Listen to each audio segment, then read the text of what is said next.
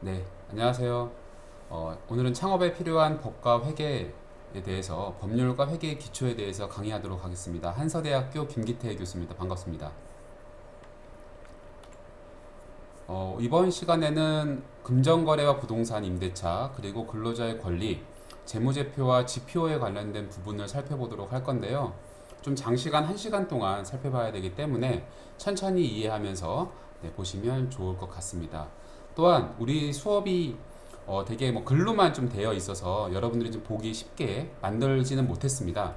우선 글이 좀 많아야 그래도 줄을 치고 외우는 데 있어서 좋을 것 같아서 제가 글을 좀 많이 썼고요. 그림을 통해서 여러분이 전달을 하면 받아 적거나 하는 경우가 있을 것 같아서 좀 글로 풀어 썼다라는 걸 미리 말씀을 좀 드리도록 하겠습니다. 우선 첫 번째 글 너무 많죠? 네. 자, 우선 첫 번째 금전거래입니다. 금전거래는 여러분들이 창업을 하는 데 있어서 또는 살아가는 데 있어서 되게 필요한 것 중에 하나겠죠. 그런 금전거래를 할 때 있어서 당연히 필요한 것이 계약서와 차용증 그리고 영수증이라는 게 우선시 되어야 합니다.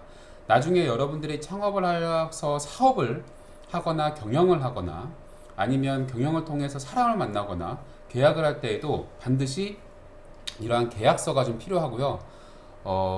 새로 기업을 또는 사업을 시작하는 신생 스타트업 같은 경우에도 당연히 금전거래가 될 것이고 필요할 것이고 여러분들이 나중에 은행을 가거나 아니면 돈을 빌리거나 차용을 하거나 아니면 돈을 빌려주거나 할 때에도 이러한 금전거래에 관련되어 있는 부분들이 필요하기 때문에 꼭 기억을 해 주셨으면 좋겠습니다.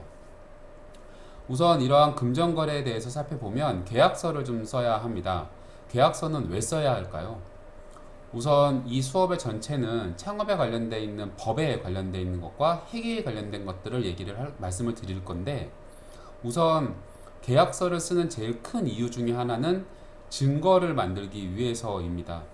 여러분들이 지금까지 살면서 상대방한테 사기 또는 거짓말을 한 번도 안 당해본 사람이 있을까요?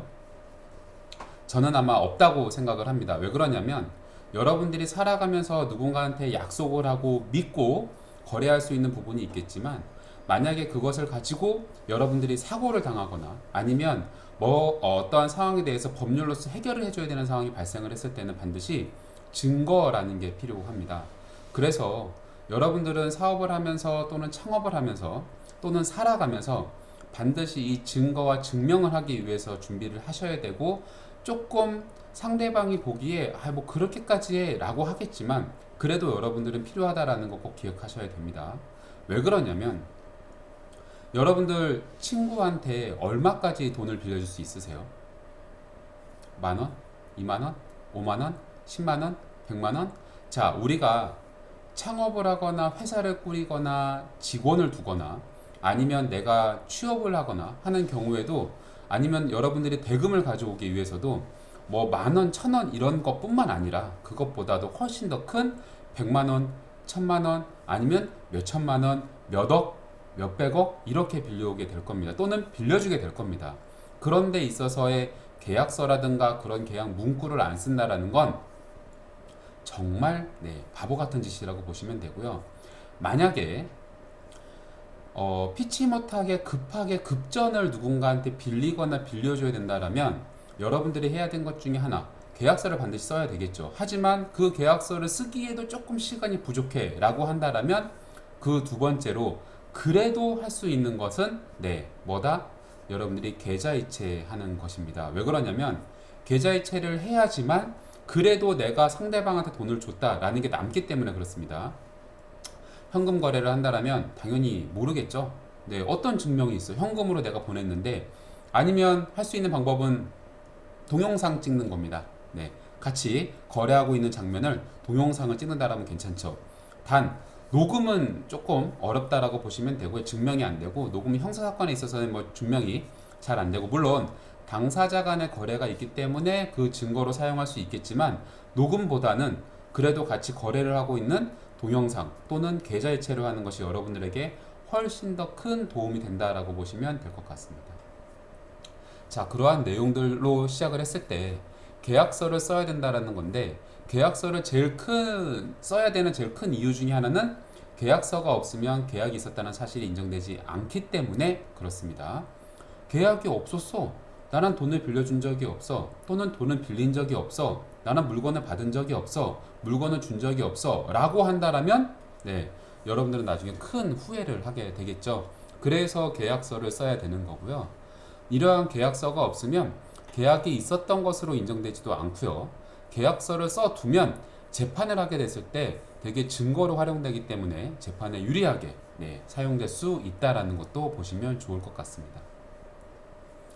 자, 그럼 이러한 계약서는 아무렇게나 쓰느냐? 또 그건 아니겠죠. 계약서를 쓸 때, 계약을 할 때 살펴봐야 될 것들이 좀 있습니다. 자, 본다라면 정당한 상대방인지 확인을 하셔야 됩니다. 계약을 체결할 때 있어서 먼저 상대방이 정말 본 계약의 당사자인지 확인을 하셔야 되겠죠. 그것 중에 하나는 우리가 알 수 있는 주민등록증 아니면 운전면허증 등 신분증으로 확인을 하셔야 됩니다. 그러니까 A라는 사람이 B라는 사람한테 어떤 물건을 빌려 내가 돈을 빌려주거나 또는 돈을 빌리는 상황이 있었을 때 상대방이 정말 정당한 계약의 당사자인지 확인을 하셔야 되겠죠. 나는 철수한테 돈을 빌리는데 철수가 아니고 영희가 나와가지고 돈을 빌려주는 상황 또는 돈을 빌려가는 상황이다 라고 하면 나는 정말 그 사람이 맞는지 확인을 하셔야 된다는 겁니다. 자, 그럼 만약에 나는 철수한테 돈을 빌려주기로 했는데 영희가 나왔다 라고 한다라면 대리인이 나온 거잖아요. 나는 영희가 나와서 나 철수 대신 돈 빌리러 왔어. 그러니까 나한테 주면 돼 라고 하면 그 대리인이 정당한 대리인인지 대리권이 정말 그 상대방한테 있는지에 대해서 알아보셔야 되겠죠. 그 알아보는 첫 번째 이유는 뭐다? 첫 번째 방법은 뭐가 있을까요? 전화가 있겠죠. 그러니까 상대방한테 전화해서 즉 철수야 혹시 영희가 나왔는데 그게 맞아? 라고 하는 부분 철수가 그런데 그러죠. 맞아 영희한테 주면 돼 라고 해서 바로 주면 된다 안 된다? 안 된다라는 거죠. 왜? 우리는 계약서를 작성을 하는데 철수가 영희가 와서 철수 이름으로 사인해. 그런데 그냥 얼굴만 보고 영희구나 맞구나 라고 해서 줬어. 그러면 나중에 철수가 나 아니었는데? 라고 하면 어떻게 되느냐라는 거죠. 그래서 우리는 사진을 찍든 어떠한 증명을 하든 내가 철수한테 빌려주기로 했다라면 그 철수 또는 철수가 안 나왔으면 영희가 왔으면 영희가 정당한 대리인인지에 대해서도 반드시 살펴봐야 되고요. 계약의 상대방이 미성년자인지 아닌지도 반드시 살펴보셔야 합니다.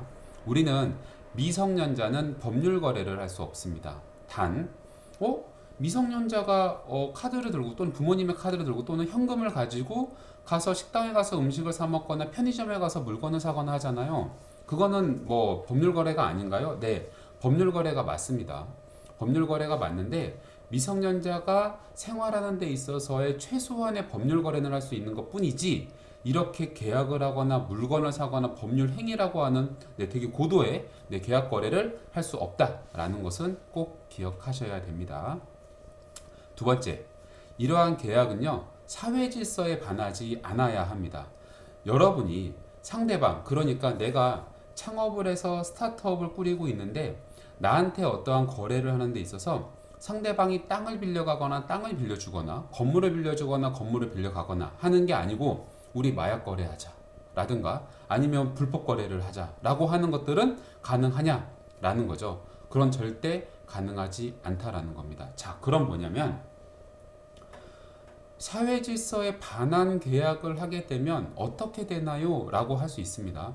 자, 이 거래 계약은 무효입니다. 무효. 그래서 거래가 이루어져서 지금부터 없었던 것이 아니고 취소처럼 없었던 것이 아니고 처음으로 돌아가서 원래 없었던 걸로 보는 거죠. 자, 여러분들이 돈을 협박을 해서 돈을 받았어. 돈을 막 뜯어냈어. 이건 정당한 거래 계약이야? 아니겠죠. 아니기 때문에 어떻게? 그 거래 계약은 없었던 걸로 본다. 도박을 하고 있는데 도박을 하는 돈을 거기에서 빌렸어.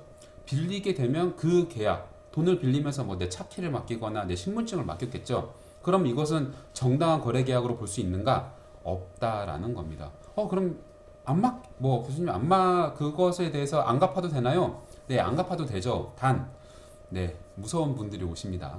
그래서 반드시 그러한 사회 질서에 반하지 않은 거래 계약을 해야 된다라는 것까지 기억을 하셔야 되고요. 자, 내용을 좀 보면 마약을 거래하고자 하는 계약이라던가 뭐 가정에 첩을 들이는 계약, 토지 허가 지역인데도 거래 허가를 받지 않고 사업을 진행하겠다라는 내용의 계약 등은 법의 보호를 받을 수 없다라고 보시면 되고요.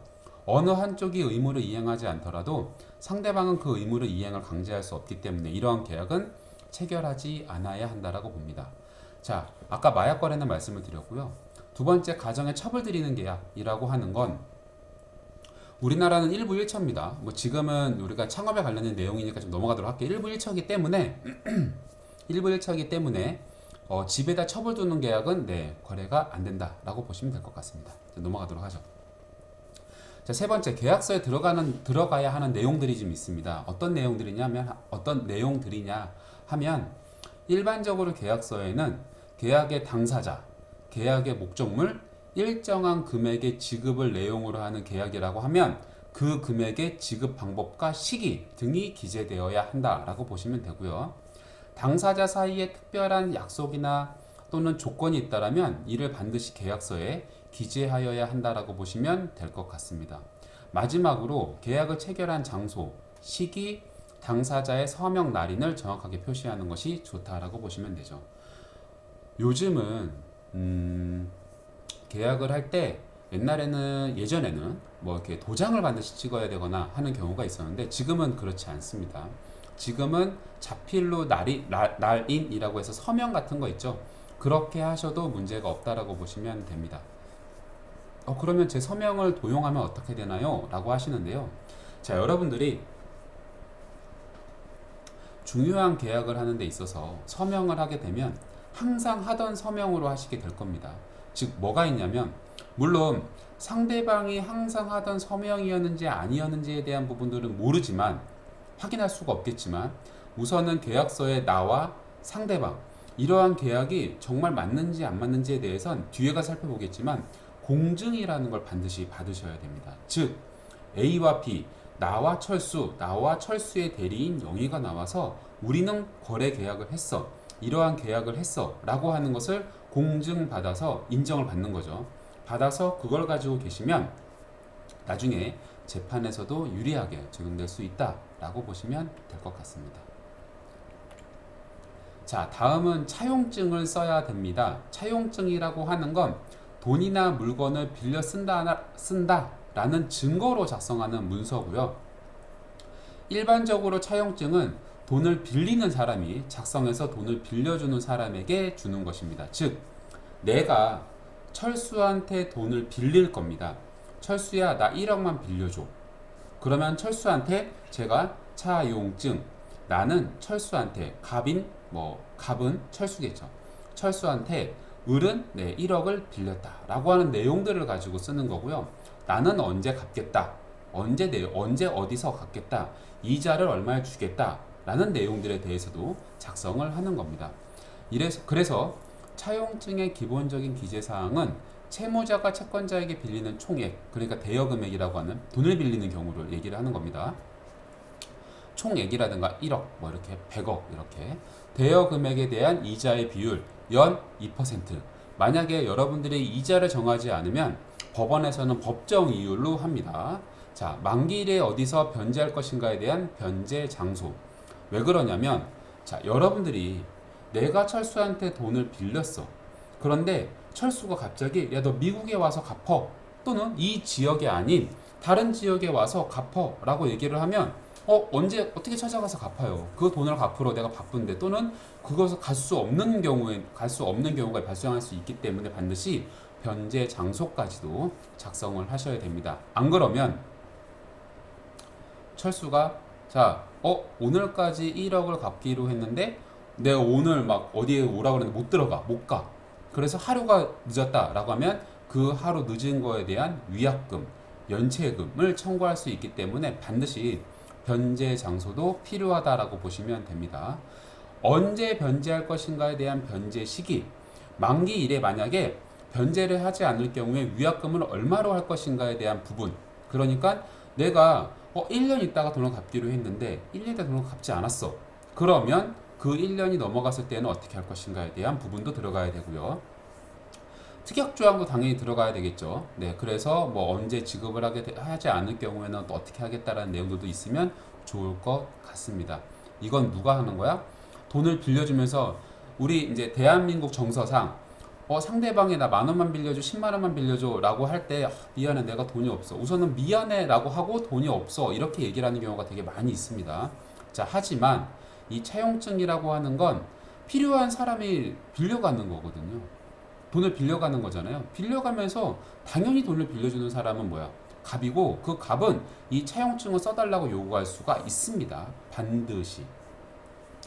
자, 이러한 차용증에도 유의할 점이 좀 있습니다. 자, 법인의 경우에는 후에 법인이 소멸되는 경우가 있기 때문에 대표자 개인의 연대 보증을 받아두는 것이 조금 더 확실하고요.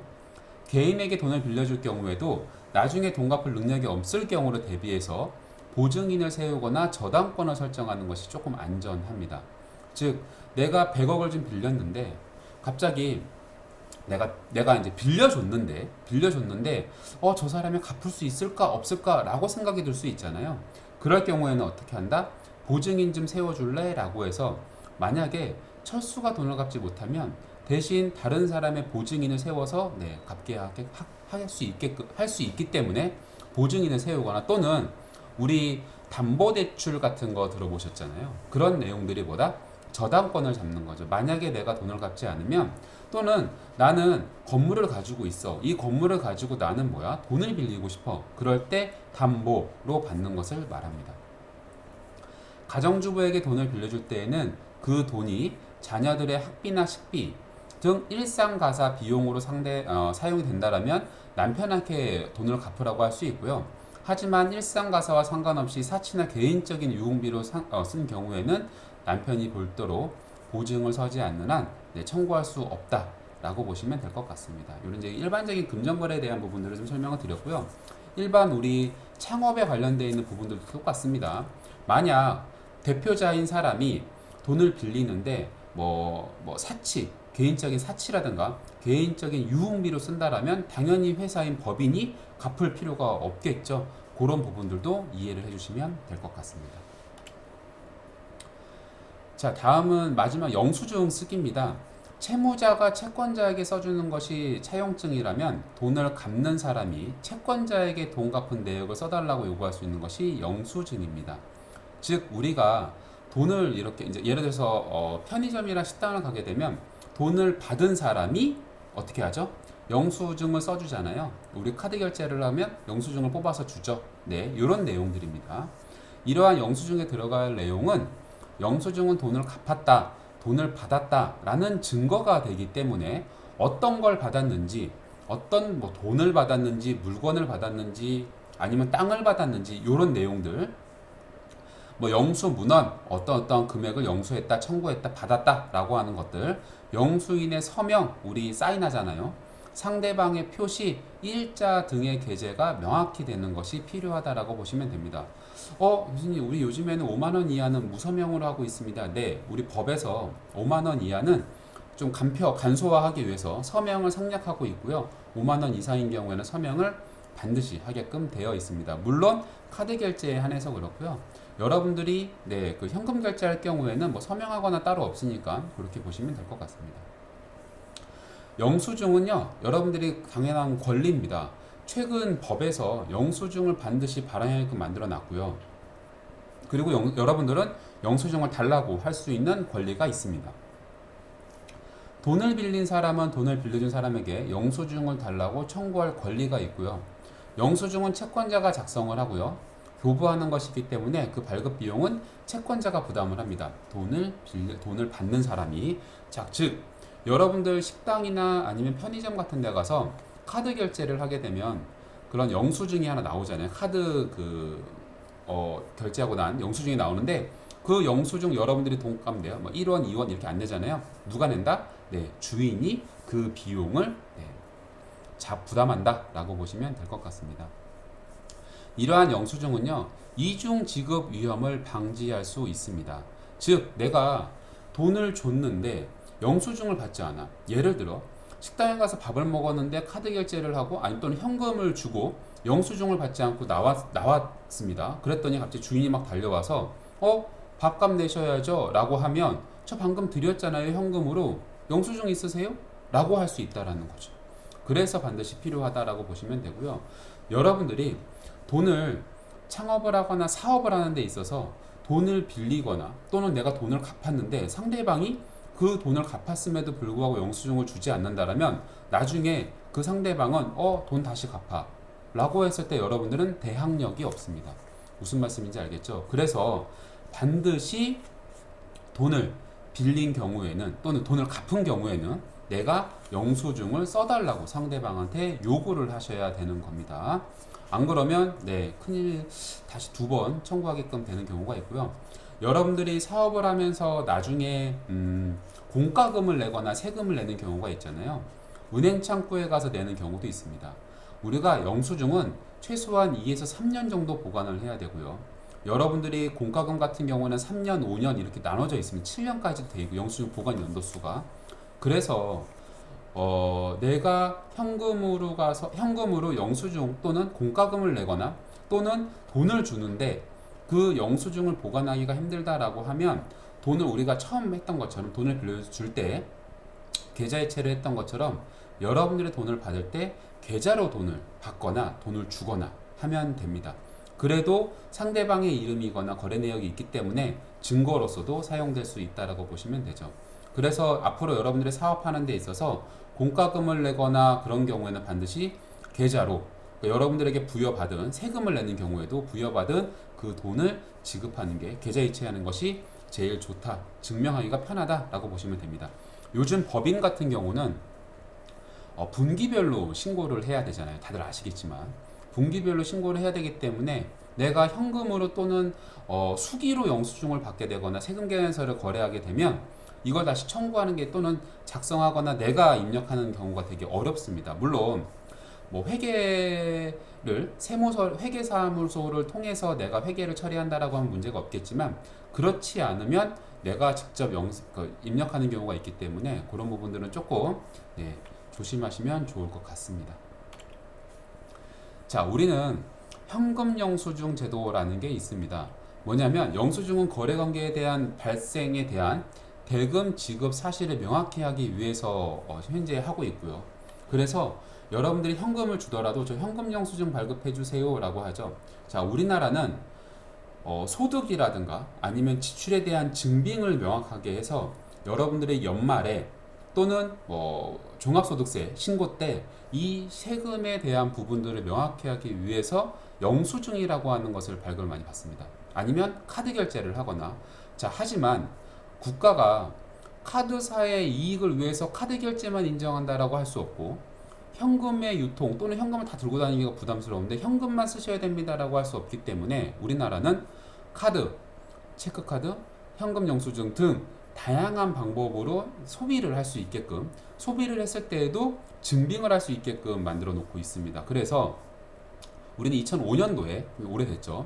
한 20년 됐습니다. 벌써 20년 전부터 우리는 현금 영수증 제도를 도입을 해서 현재 사용을 하고 있고요. 이 현금 영수증은 여러분들이 발급해달라고 하면 다 됩니다. 물론 최근에는 또는 창업을 시작한 분들은 휴대폰 번호를 가지고 현금 영수증에 많이들 해놓잖아요. 아니면 사업자 등록증을 가지고 하는데 휴대폰 번호를 많이들 등록을 해놓습니다. 그래서 내 휴대폰 번호에 등록되어 있는 회사, 법인이라든가 아니면 개인 사업자 같은 경우에는 현금 영수증이 자동으로 발급돼서 내가 얼마를 지출했는지가 증빙을 할 수 있다라고 보시면 될 것 같습니다. 자, 아까 계약 거래를 하는 데 있어서의 공증이라는 단어를 좀 말씀을 드렸습니다. 이 공증이라고 하는 건 여러분들 부동산 거래할 때 공인중개사 사무실 가잖아요. 그러면 우리는 갑을 그리고 또 한 가지 하나의 더 계약서를 씁니다. 그러니까 계약서가 총 3장이 되고요. 갑을 그리고 중간에 거래 아니면 공인중개사 이렇게 공인중개사라고 하는 중간에 그 중재를 해주는 또는 계약 거래를 증명을 해주는 사람이 있습니다. 보증이라고 짧게 보면 보증이라고도 볼 수 있는데 이렇게 할 수 있는 부동산 거래는 있겠지만 그렇지 않고 우리가 금전 거래를 하는 데 있어서 내가 A라는 사람, 아까 철수라고 하는 사람을 들면 철수라는 사람을 나는 믿어. 그리고 오래 있었어. 그런데 그 사람한테 100억을 빌려줄 수 있을까요? 없다라는 거죠. 내가 그냥 순수하게 계약서만 써서 차용증만 써서 보내줄 수 있을까?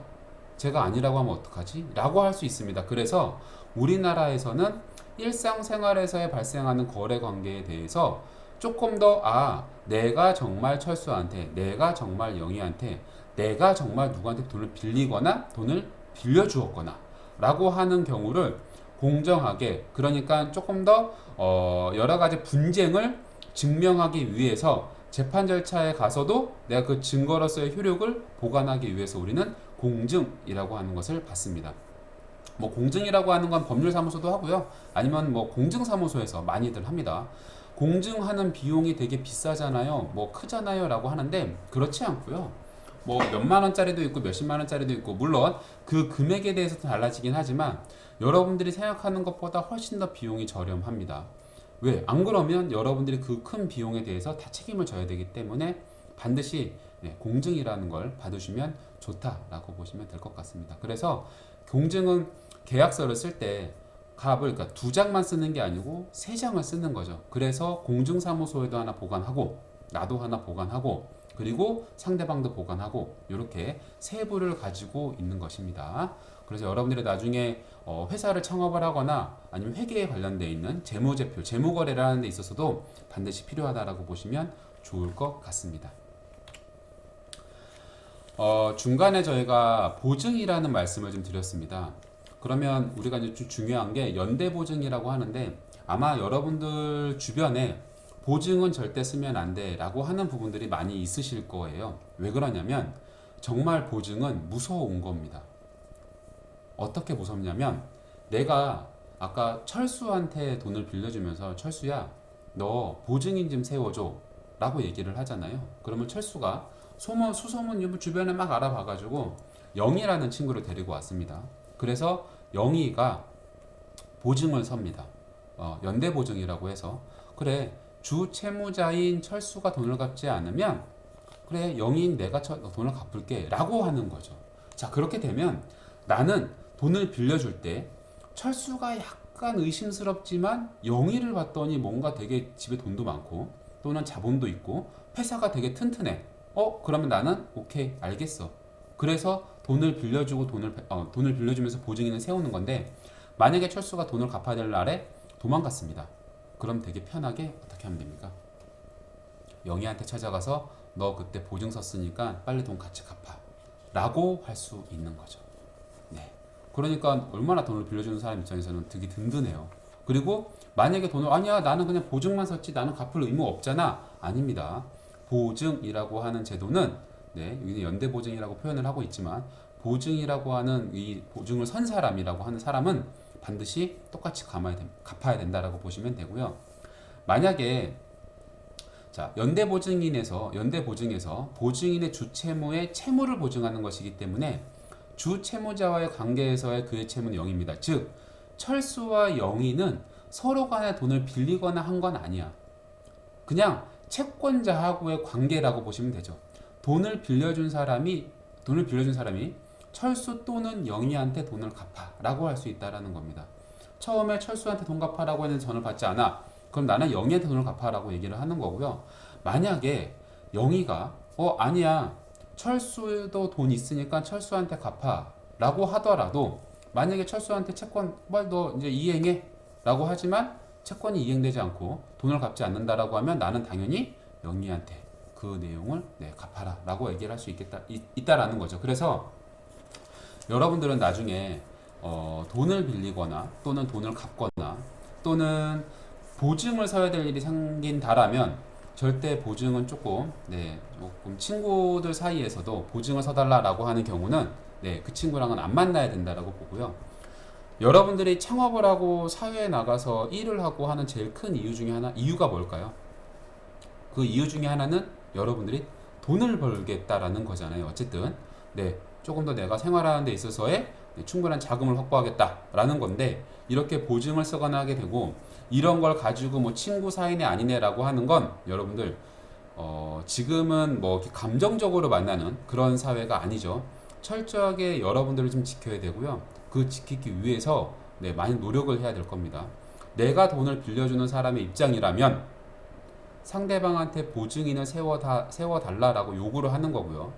내가 만약에 돈을 빌리는 또는 내 주변에 있는 사람이 돈을 빌리면서 나한테 보증을 서달라라고 한다라면 그 사람과는 연락을 안 하시는 게 낫지 않을까란 지극히 개인적인 생각을 가지고 있습니다.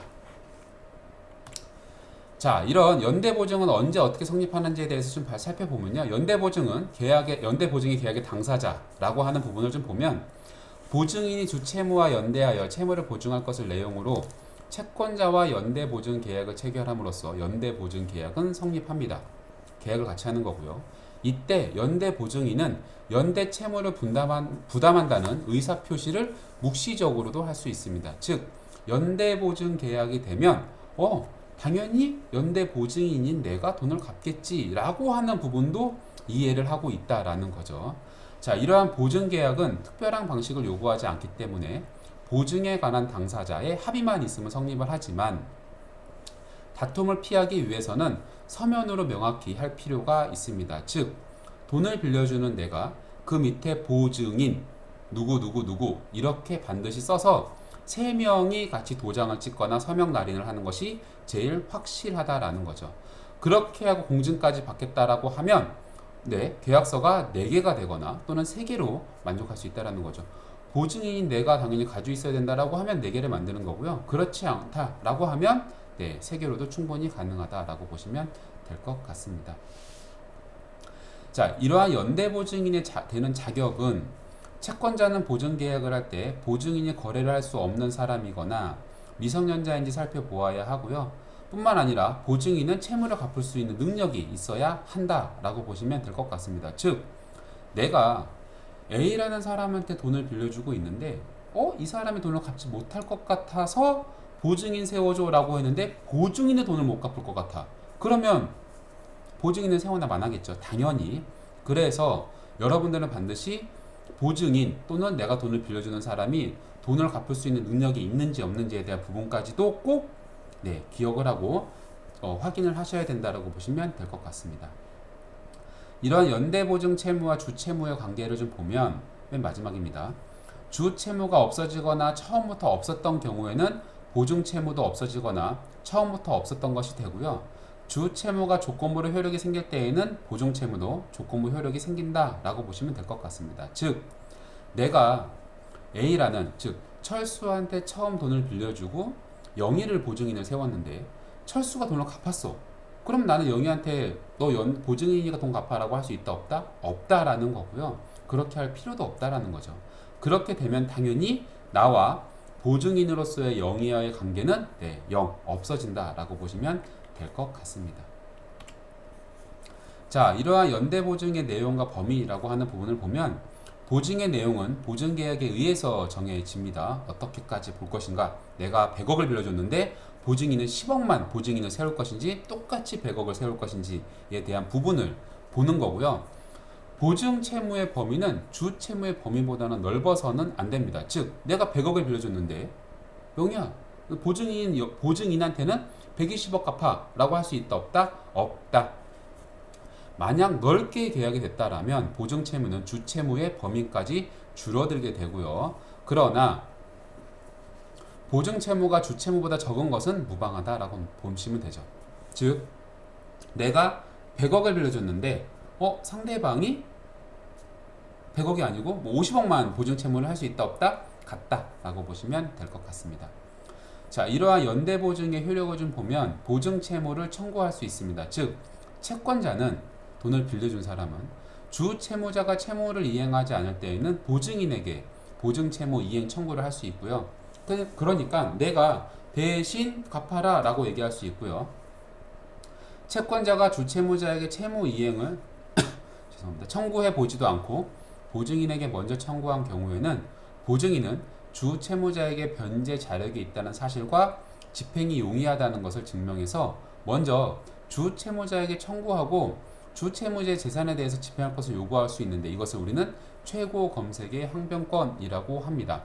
하지만 연대보증인에게는 최고 검색의 항변권이 인증되지 않기 때문에 뭐 채권자는 연대보증인한테 먼저 얘기를 할 수 있고요. 만약에 내가 연대보증인한테 얘기를 하고 연대보증인이 돈을 갚았다라면 연대보증인은 주 채무자한테 야, 내가 대신 갚았으니까 그 돈 나한테 줘 라고 얘기할 수 있다라는 거죠. 자, 이러한 연대보증에 대해서 보면 마지막입니다.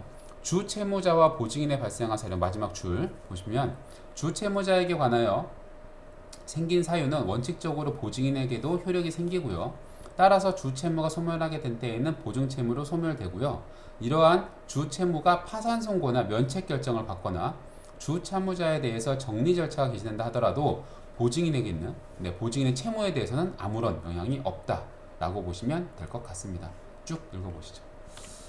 자, 이러한 연대보증인의 구상권, 즉 아까 제가 채권자인 내가 보증이 채무자한테 돈 갚아 또는 연대보증인 돈 갚아라고 얘기했을 때 연대보증인은 그러니까 일반적인 보증인은 최고 검색의 항변권이 있어서 채무자한테 돈 있으니까 한번 알아봐 라고 할 수 있지만 연대보증인은 그 내용을 할 수 없다라고 얘기했죠.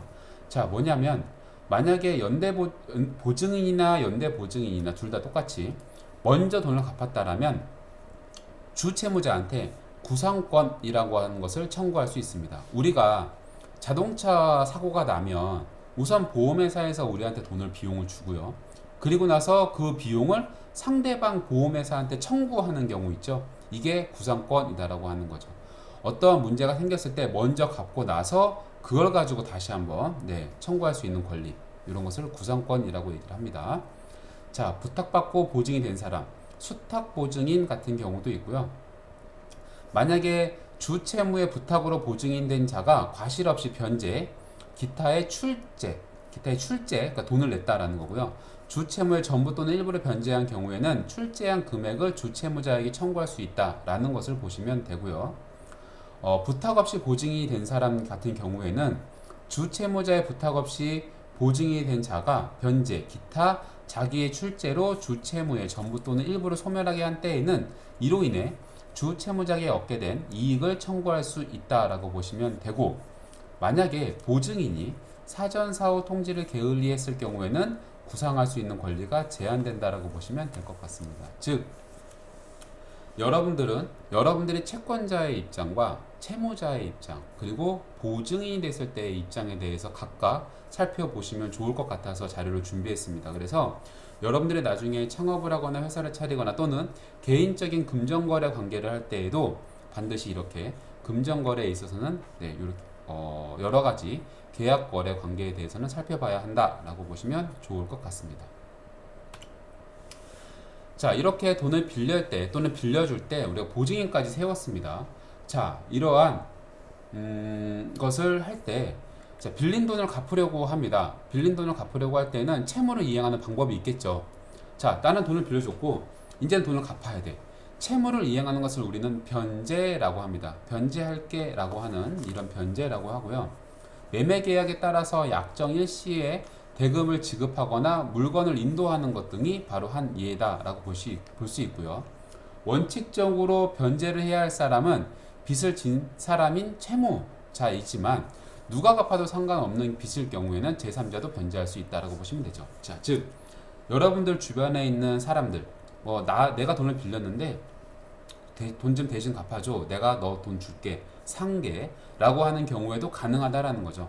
어쨌든 채권자는 돈을 내가 100억을 빌려주든 1억을 빌려주든 또는 몇 천만 원을 빌려주든 몇만 원을 빌려주든 그 돈이 내가 빌려준 사람의 명의로만 들어온다라면 누가 갚든 상관이 없는 거죠. 그렇기 때문에 누가 갚든 상관없이 갚고 그 사이에서 다시 한번 거래가 발생하는 것은 그 사람들끼리의 역할이기 때문에 상관없다라고 보시면 되고요. 자, 이러한 변제라는 방법에는 대표적인 것으로 대물변제, 상계, 공탁이 있습니다. 즉 대물변제라고 하는 건, 자, 여기 뭐냐면 일반적으로 돈을 빌려서 돈을 갚는 건 딱 끝났습니다. 그냥 그렇게 하면 끝나는 거예요. 하지만 그 외에 여러 가지 방법들, 변제라는 방법들에는 대물변제와 상계, 공탁이 있는데, 대물변제라고 하는 것은 예를 들어 돈 1,000만 원을 갚는 대신 골동품이라든가 아니면 부동산 등으로 대신 갚는 걸 얘기하고요. 그래서 내가 1,000만 원을 빚을 졌는데 내가 나중에 1,000만 원이 없어. 대신 우리 집에 있는 차 또는 뭐 골동품 또는 내 뭐 집, 땅 이런 것을 대신 갚을 수 있는 걸 가지고 얘기합니다. 물론 지금처럼 대물 변제에 대해서도 채권자인 상대방이 인정을 해줘야만 당연하겠죠. 내가 10만 원을 빌렸는데 10만 원을 현재 갚을 수가 없어. 그래서 뭐 에어팟이라든가 아니면 이어폰, 휴대폰, 노트북 등으로 갚을 수도 있다라는 겁니다. 자, 두 번째, 상계라고 하는 건 채무자가 채권자에게 빚이 있는데 마침 채권자도 채무자에게 빚이 있는 경우에 이를 서로 상쇄시켜서 없애는 걸 얘기를 합니다. 즉, 내가 상대방한테 1,000만 원을 빌려줬어. 그런데 그 중간에 내가 상대방이 나한테 500만 원도 갚고 또는 1,000만 원도 갚고 또는 빌려주고 뭐 이렇게 서로 막 여러 가지 빌린 게 있어서 그냥 없던 걸로 치자 라고 할 수도 있고요. 또는 제3자인 경우가 되게 많이 있습니다. 나하고 철수하고 영희, 내가 철수한테 300만 원을 빌려줬고 영희는 나한테 300만 원을 빌렸어요. 그런 경우에는 철수와 영희가 서로 돈을 갚아도 이해하겠다라고 한다면 문제가 없다라는 거죠. 이렇게 상계라는 것도 할 수 있고요.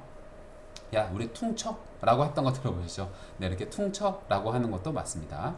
자, 만약에 돈을 받을 사람이 명확하지 않거나 어디에 있을지 모르는 경우에 또는 돈을 받지 않으려고 하는 경우에는 공탁을 하게 되면 됩니다. 자, 뭐냐면 내가 지금 오늘 당장 돈을 갚아야 되는데 우리가 돈을 빌려줄 때 차용증을 쓸 때 돈을 어떻게 갚을지 안 썼어. 그래서 할 수 있는 방법은 지금 오늘 안 갚으면 이 돈을 어떻게 해야 됩니까? 안 갚으니까 상대방이 너 연체했어 라고 할 수 있잖아요. 그래서 나는 지금 당장 그 돈 갚아야 될 돈을 가지고 어떻게 하지 라고 하는 게 아니고 이것을 법원에 공탁하시면 됩니다. 자, 이 공탁이라고 하는 건 공탁소에 맡기는 걸 얘기하는데요. 돈이나 금전적 가치가 있는 증서 또는 기타의 물건을 법원의 공탁소에 맡기는 것을 말합니다. 즉, 내가 1,000만 원을 빌렸는데 상대방의 계좌번호도 모르고 다 적어놨겠지만 모르겠어 지금 당장. 근데 오늘 당장 갚아야 돼. 근데 이 사람이 어디 있는지도 몰라. 연락도 안 돼.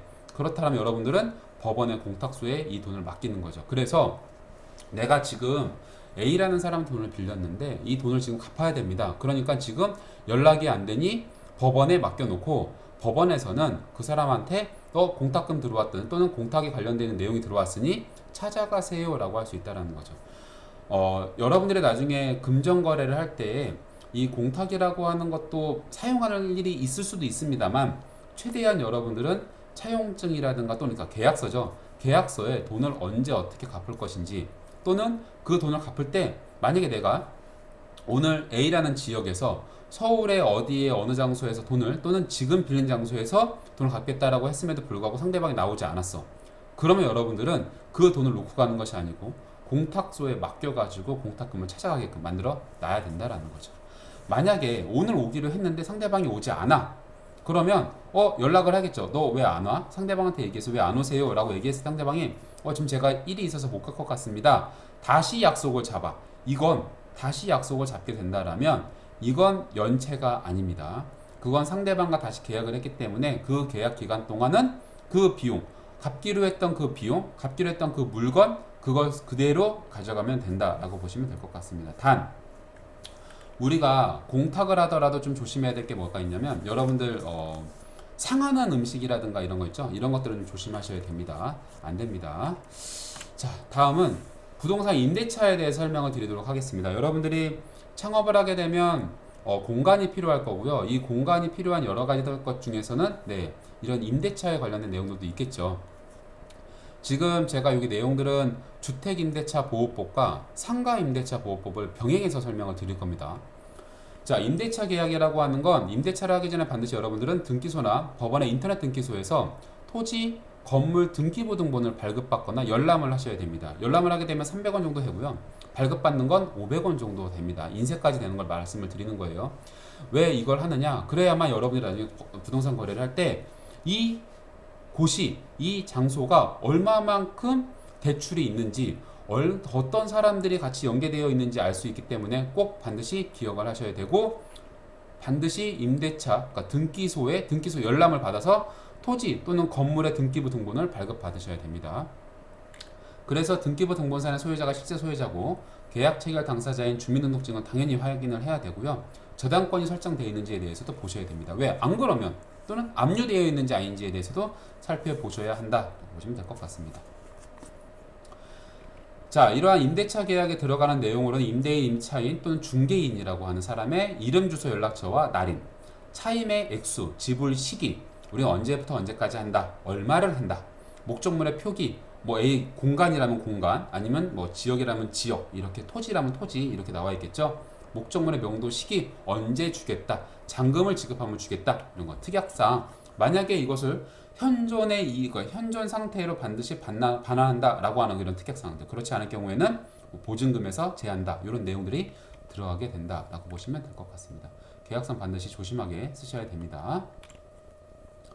이런 주택임대차보호법이 있고요, 상가임대차보호법이 있는데, 우선 주택임대차보호법의 적용을 받기 위해서는 주택임대차보호법이 되어 있습니다. 즉 전세 같은 경우도 주택임대차보호법이고요, 주택의 일부가 주거 이용의 목적으로 사용되는 경우에도 가능하다.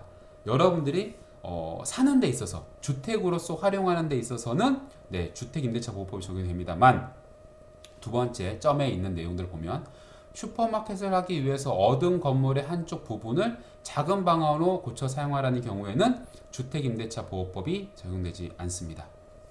자, 종래에는 쭉 보시면 좋을 것 같습니다. 내용도 보시고, 주택임대차보호법과 상가임대차보호법의 제일 큰 차이점의 하나는 주택임대차보호법은 2년 단위고요, 상가임대차보호법은 1년 단위입니다. 그래서 중요하게 보셔야 합니다.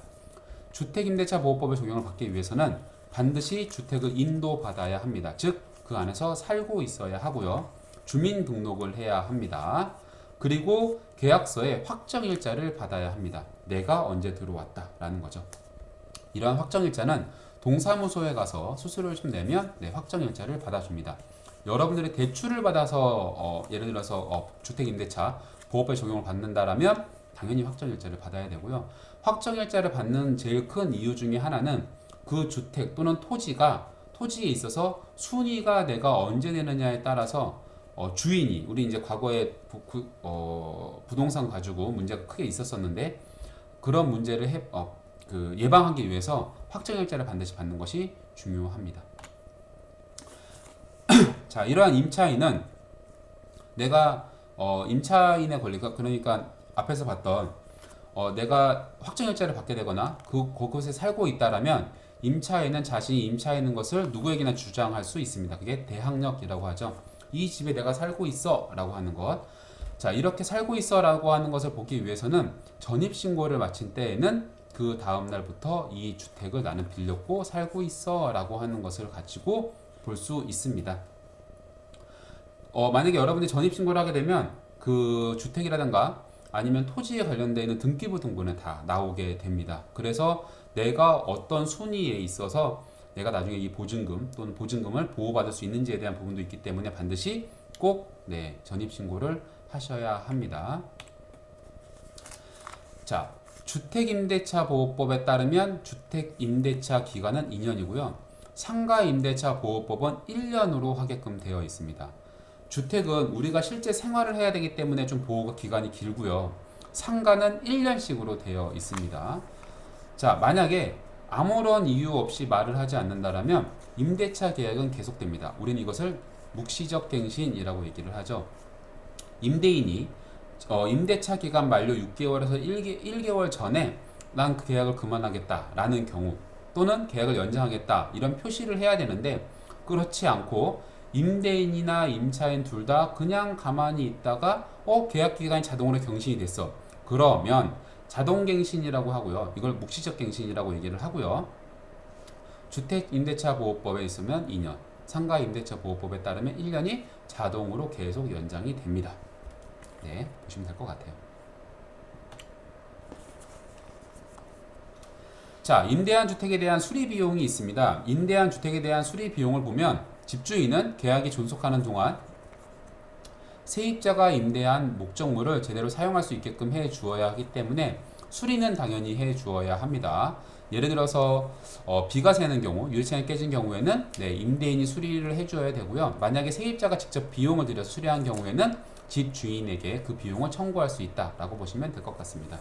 꼭 필요한 수리 비용, 우리는 필요비라고 얘기를 하죠. 만약에 주인이 수리를 해줘야 되는데 시간이 없어가지고 내가 먼저 수리를 했어. 그러면 내가 수리한 비용을 네, 주인한테 청구해서 비용을 받을 수 있고요. 만약에 내가 집에 화장실을 고치거나 아니면은 건물의 외벽을 조금 더 좋게 해서 이 건물의 가치가 올라갔다라고 하면 이것을 우리는 유익비라고 얘기하는데, 이렇게 가치가 올라가게 돼서 지금은 나한테 1억이나 5천만 원의 보증금을 가지고 나한테 빌려줬지만 만약에 이렇게 했더니 더 비용이 비싸져서 이게 막 1억 5천, 2억까지도 충분히 보증금이 될 수 있다라고 해서 가치가 올라가게 된다면 나는 유익비도 청구할 수 있다라고 보시면 될 것 같습니다. 나중에 여러분들 창업하면서 또는 공간이 부족해가지고 사용을 하면서 이러한 부분에 있어서는 보시면 될 것 같습니다. 내가 필요하니까 수리해주세요 라고 주인한테 청구할 수 있다라는 거죠. 네. 임차인의 실수로 집이 파손되는 경우에는 임차인이 수리를 해야 되고요. 만약에 임차인이 수리를 못해서 임대인이 수리를 하는 경우에는 네, 임차인에게 돈을 청구할 수 있다라고 보시면 될 것 같습니다. 옆집에 불이 옮겨서 피해가 난 경우에는 집 주인이 처리를 하는 것이 맞다라고 보시면 될 것 같습니다. 자, 임대차 보증금은 임대차 계약이 해지되는 경우에 돌려받을 수 있습니다. 주택임대차보호법은 주택임대차 계약이 1년 미만인 경우와 주택임대차 계약 기간이 이미 지났으나 서로 묵시적으로 갱신하여 계속해서 임대차 계약이 유지되고 있는 경우에는 기한이 없는 임대차라고 보는데, 이렇게 기한이 정하지 않은 경우에는 계약금을 나가겠다 또는 나가달라라고 하면 받을 수 있다라고 보시면 될 것 같습니다. 계약 기간이 정해지면 문제가 없어요. 기한이 정하지 않은 경우에 있어서를 가지고 본 겁니다. 당연히 이번처럼 일정한 기간을 정해서 계약을 한 경우에는 그 기간에 맞춰서 나가면 되고, 그 기간에 맞춰서 주인은 돈을 돌려주면 됩니다. 밑에 해제하고 해지하고 있는데요. 해제라고 하는 것은 어떠한 계약에 있어서 소급해서 처음부터 없던 걸로 보는 게 해제고요. 해지는 지금부터 없다라고 보시면 될 것 같습니다. 그래서 우리는 계약을 할 때 해지했는지 해제했는지에 대해서도 중요하게 용어를 좀 살펴보면 좋을 것 같습니다. 해지하겠어 라고 하면 처음부터 없던 걸로, 해지하겠어 지금부터 없던 걸로 보는 거죠. 자, 임대차 보증금의 반환 청구 절차가 있습니다. 만약에 보증금을 주지 않는다라고 하면 임차인은 내용 증명을 보내거나 재산을 가압류하거나 소액사건 심판 청구를 하거나 지급 명령을 신청하거나 임차 보증금 반환 청구 소송을 할 수 있습니다. 임차인이 할 수 있는 것을 가지고 설명을 드렸습니다. 자, 이렇게 보증금에 관련되어 있는, 계약에 관련되어 있는 부분, 부동산에 관련되어 있는 부분을 갖다라면 다음은 근로자의 권리입니다. 여러분들이 근로자를 쓰거나 근로자를 활용하거나 근로자가 되는 경우가 있을 수도 있잖아요. 그런 경우를 가지고 살펴본다라면 여러분들이 나중에 창업을 해서 직원을 두게 되는 경우에, 또는 내가 회사에 취업을 하는 경우에 근로계약서를 작성하게끔 되어 있습니다. 근로계약이라고 하는 건 근로기준법 제2조 제4항에 의해서 근로자가 사용자에게 근로를 제공하고 사용자는 이에 대하여 임금을 지급하는 것을 목적으로 체결된 계약을 말하고 있습니다. 근로의 제공과 임금의 지급을 각각 약정하는 근로자와 사용자 사이의 계약이기 때문에 이때의 근로는 정신적인 노동인지 육체적인 노동인지에 상관없이 불문하고 사용자에 대한 종속관계에서 제공되는 것을 의미한다라고 보시면 됩니다. 이러한 근로계약의 성립 시점은 근로계약서를 작성한 때라고 보시면 되고요. 회사에 취업을 했는데, 또는 우리 회사에 처음 입사를 했는데 입사하자마자 근로계약서를 쓰는 경우가 거의 좀 없습니다. 그러니까 어떻게 하냐면 하루나 이틀 정도, 왜?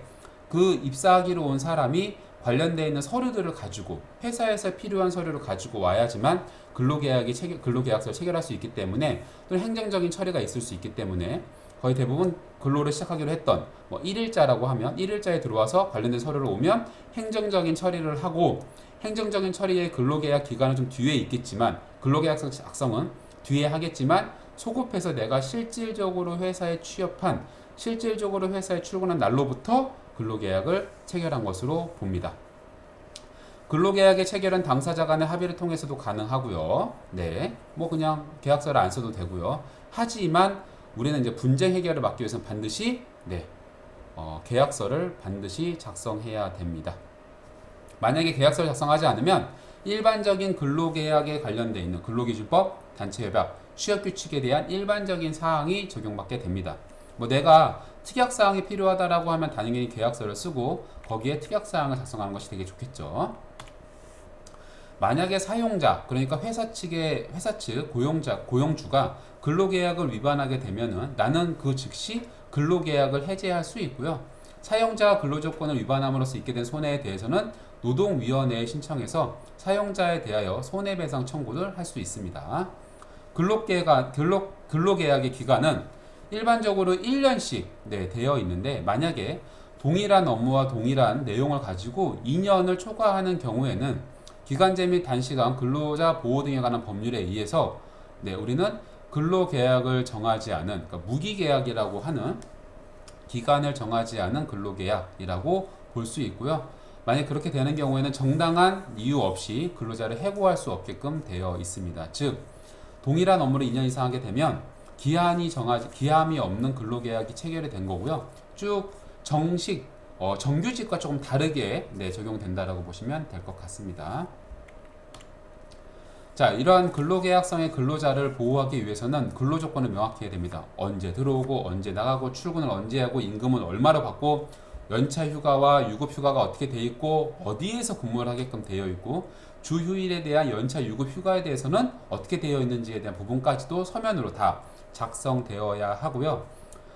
이렇게 근로계약서를 쓰더라도 금지사항을 반드시 지켜야 합니다. 자, 뭐가 있냐? 첫 번째, 위약금에 대한 예정금지가 되어 있습니다. 즉, 내가 근로자인데, 만약에 내가 어떠한 물건을 만드는 일을 하다가 회사에 손해를 끼친다라고 해서 내 비용을 가지고 제하고, 그 손해 비용을 제하고 나한테 급여를 주겠다라는 계약 안 된다라는 거고요.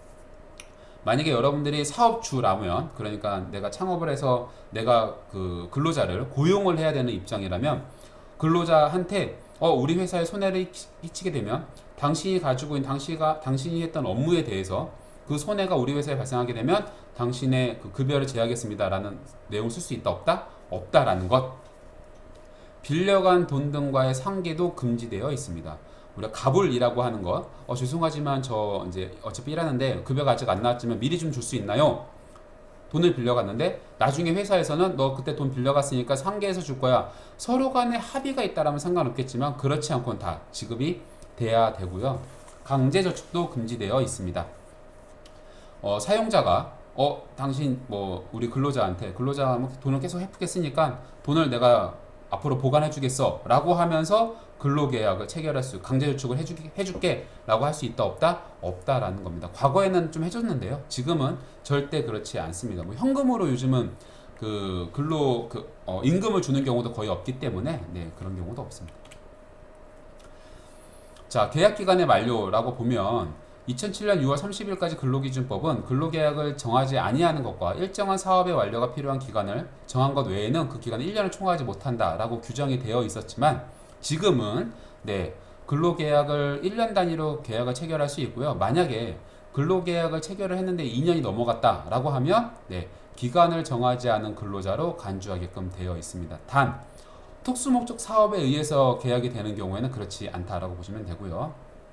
임의퇴직이라고 하는 것, 근로자가 자신의 의사에 따라서 근로계약을 종료하는 걸 얘기하고요. 정년퇴직이라고 하는 건 근로자가 일정한 연령에 달했을 때 근로계약이 종료되는 것을 얘기합니다. 자, 업무상 재해 쪽에 보면 산업재해와 보상보험이 있습니다. 산업재해 보상보험 제도라고 하는 건 근로자가 일을 하다가 부상, 질병, 사망 등의 피해를 당했을 때 그 손실에 대해서 보상해 주기 위해 마련된 사회보험 제도라고 보시면 되고요. 상시 1인 이상의 근로자를 사용하는 모든 사업장에서 당연히 들게끔 되어 있습니다. 이러한 업무상 재해 요건은 여러 가지가 있지만 어떠한 경우에 내가 산업재해 보상에 해당하는지 본다라면 업무와 재해 사이에 상당한 인과관계가 있어야 됩니다. 내가 회사에서 일을 하고 있는 업무와 내가 다친 업무와 인과관계가 있어야 되고요. 근로계약에 따른 업무 수행 중 사고가 발생을 하거나 사업주가 제공한 시설물의 결함 또는 관리 소홀로 사고가 발생해야 되고요. 사업주가 제공한 교통수단을 이용해서 출퇴근하던 중 사고가 발생을 하고 사업주가 주관 또는 지시에 따라 참여한 행사 중 사고가 발생하는 경우에는 산업재해 보상보험에 해당한다라고 보시면 될 것 같습니다. 여러분들 거의 대부분 출근하기 위해서 그럼 내가 내 개인적인 교통수단을 가지고 사고가 났을 경우에도 해당하나요? 라고 보는데요. 우리가 출퇴근 같은 경우도 해당한다라고 되는 판례가 있긴 하지만 레이싱을 하면서 막 급하게 오다가 사고가 났을 경우에는 보상하지 않고 있습니다. 그래서 어느 정도 상당한 인과관계가 있어야 한다라고 보시면 좋을 것 같습니다. 자, 부당노동 행위라고 하는 것이 있습니다. 이 부당노동 행위라고 하는 건 근로계약을 했을 때 내가 어떠한 업무를 하겠다라고 되어 있을 거잖아요. 그것을 초과하는 걸 얘기를 하고요. 근로자의 권익을 지키고 근로조건을 개선시켜서 나아가기 위한 헌법에서 보장하는 근로 3권이 법이 보장하는 근로자의 기본적인 권리라고 보시면 될 것 같습니다. 이 근로 3권이라고 하는 건 여러 가지 유형들이 있지만 불이익 취급이라고 하는 부분들이 있고요. 그래서 내가 근로자가 노동조합에 가입하는 것을 만약 가입하면 이 가입한 근로자에게 부당한 불이익한 취급을 하는 것도 금지되어 있는 걸 얘기하고요. 불공정 고용 계약이라고 하는 것도 있는데 근로자가 특정 노동조합에 가입하지 않는 것을 가지고 근로계약하는 것도 안 된다라고 하는 부당 노동 행위고요. 정당한 이유 없는 단체 교섭도 거부하는 것도 부당 노동 행위에 해당한다라는 겁니다. 즉 근로자가 사용자한테 내가 어떠한 역할을 하겠다라고 하는 것이 확실했을 때, 그러니까 나는 내가 지금 되게 많은 불이익을 받고 있어 라고 했을 때 이거에 대해서는 회사 측에 얘기를 해야 되고요. 그 부당 노동을 시키지 말아라 라고 요구할 수 있는 것이 근로자에게 있는 근로 3권이라고 보시면 될 것 같습니다. 자, 마지막으로 여러분들의 재무제표와 지표에 관련되어 있는 부분들을 좀 살펴보도록 하겠습니다. 이 재무제표를 본다라면 여러분들이 회사에서 회계에 관련되어 있는 부분들에 대해서 많이 이제 고민을 할 거고요. 작성하는 경우도 많이 있는데요. 우리가 회사가 어떻게 유지되고 있고 어떠한 역할을 하고 있는지에 대해서 살펴보는 제일 기초적인 자료가 재무제표라고 보시면 될 것 같습니다. 즉 여러분이 A라는 사람한테 돈을 빌리거나 돈을 빌려주거나 할 때 이 사람이 정말 돈이 있는지 갚을 능력이 있는지 없는지에 대해서 살펴봐야 되지 않겠습니까? 그런 걸 살펴볼 때 우리는 회사에 대해서는 알 수가 없으니까 재무제표를 보는 거죠. 어느 정도의 마이너스가 있고 어느 정도의 플러스가 있고 예산이 얼마가 있고 재산이 얼마가 있고 이러한 경우들을 보죠. 그래서 회사의 평판을 볼 때 우리는 재무제표를 봅니다. 그래서 계약을 할 때에도 3년치의 재무제표를 제출하세요 라고 하는 경우, 최근 3년치 이렇게 요구하는 것 중에 하나가 이 회사가 3년 동안 어느 정도로 유지가 되고 있고 어느 정도의 돈을 벌고 있고 어느 정도의 마이너스가 되고 있는지에 대해서 또 볼 수 있다라고 하기 때문에 이런 것을 보고 있습니다. 자, 이러한 재무제표에는 재무상태표라는 게 있고요. 회사의 현재 상황을 알려주는 지표입니다. 재무상태표라고 하는 것은 현재의 상황을 알려주는 건데 재무상태표 가장 위에 있는 숫자, 예를 들어서 2023년 12월 31일, 2025년 1월 1일 이렇게 있는 것들, 자, 현재까지의 재무 상태가 이렇다라는 거죠. 우리가 얼마만큼의 빚이 있고 얼마만큼의 재산이 있다라는 것까지 나와 있고요. 특정 회사 시점, 회사의 특정 시점에 회사가 가진 재산의 목록과 부채, 그리고 자기 자본의 항목들을 기록하고 있다라고 보시면 될 것 같습니다. 처음에 네 번째 점을 좀 본다라면 처음에 회사를 설립할 때 출자한 금액과 투자받은 금액, 그리고 매 기수마다 분기마다 발생한 이익 또는 손실의 누적액까지도 기재되어 있다라고 보시면 될 것 같습니다. 스타트업 같은 경우는 초기 자본이 적지만 투자를 받아서 총계가 증가하게 되면 계속해서 올라간다라고 보시면 될 것 같습니다. 하지만 계속해서 자본금이 감소하게 되면 0이 되고 마이너스가 된다라고 보시면 될 것 같습니다. 다음으로는 손익계산서입니다. 특정 기간 동안의 회사의 경영 성과를 보여주는 지표라고 보면 되겠죠. 손익계산서는 특정 기간 동안의 회사의 경영 성과를 보여주는데 재무상표의 맨 위에 특정 일자가 적혀 있다면 손익계산서는 기간이 적혀져 있습니다. 즉 1년 동안의 경영 성과를 기록하기 때문에 그런데 이 1년 동안의 손익계산서를 봤을 때 회사에서의 매출이 얼마나 좋은지 또는 얼마만큼의 매출 원가, 판매비와 관리비 또는 얼마만큼 영업이익이 있었는지에 대한 부분들을 파악할 수 있기 때문에 손익계산서를 가지고도 있습니다. 정부 사업에 제출하는 서류에는 대부분 사업계획서가 포함이 되고 이 사업계획서에는 손익계산서가 같이 포함되는 것 같은 유사한 형태라고 보시면 된다라고 이해해 주시면 쉬울 것 같습니다. 사업계획서라고 하는 건 내가 앞으로 어떻게 하겠다라고 하는 건데 이러한 내용들에 관련되어 있는 부분처럼 보여준다라고 보시면 되죠. 자, 다음은 현금 흐름표입니다. 마지막인데 이러한 현금 흐름표라고 하는 건 현금의 현재 상황을 보여주는 겁니다. 자, 그러니까 우리 사업 하시는 분들, 여러분들이 나중에 창업을 하시는 분들이 이런 현금 흐름표는 제일 보여주고 싶지 않아 하는 경우가 많이 있습니다. 왜? 우리가 회사가 현재 상황이 마이너스도 될 수도 있고 플러스가 될 수도 있는데 현재 상황의 흐름을 영업의 재무라든가 투자라든가 영업이라든가 이런 세 가지의 영역을 묶어가지고 지금은 영업을 하고 있는 상태고 투자를 하고 있는 상태고 그 다음에 이거에 관련되어 있는 부분들을 어떻게 우리가 만들어내고 있고 그 재산이 어떻게 현금이 운영되고 있습니다 라고 하는 것들을 대부분 잘 만들지 않습니다. 너무 급하니까 우리 현금이 얼마나 유동되고 있는지에 대한 부분들보다는 더 중요한 게 뭐야?